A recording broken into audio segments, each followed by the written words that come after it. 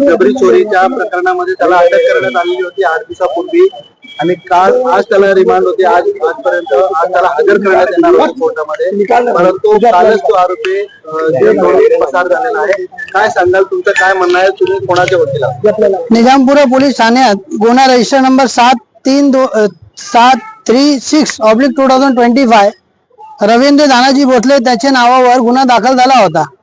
ते आरोपी पोलीस कस्टडीमध्ये, कोर्टाने त्याला 2 दिवसाची पोलीस कस्टडी दिली होती।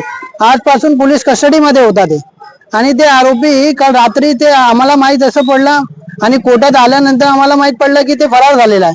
तर त्याच्यामध्ये ऑलमोस्ट पोलिसांनी जे रिमांड रिपोर्ट सादर केलेली आहे कोर्टासमोर पीसी मागण्यासाठी, पहिले 1 दिवसाची पीसी घेतली होती, नंतर 2 दिवसाची पीसी मागितली की आम्हाला 2 दिवसाची पीसी त्याला द्या, आम्हाला इन्व्हेस्टिगेशन करायचं आहे।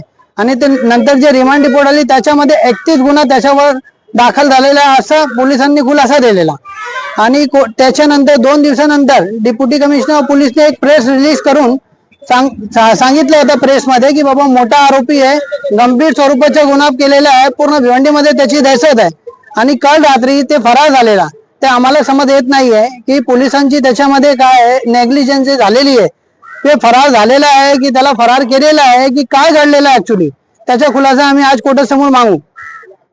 नक्की काय आरोप आहे तुमचा पोलिसांवर? पोलिसांवर आमचा आरोप नाही आहे, ते नेग्लिजन्स झालेली आहे पोलिसांची। पोलीसची कस्टडीमध्ये होता, तुम्हाला पण माहिती आहे कायद्याप्रमाणे जे आरोपी पोलीसची कस्टडीमध्ये जातात ते पोलिसांचे काम आहे त्याला कोर्टासमोर हजर करण्यासाठी आणि ऑर्डर घेण्यासाठी।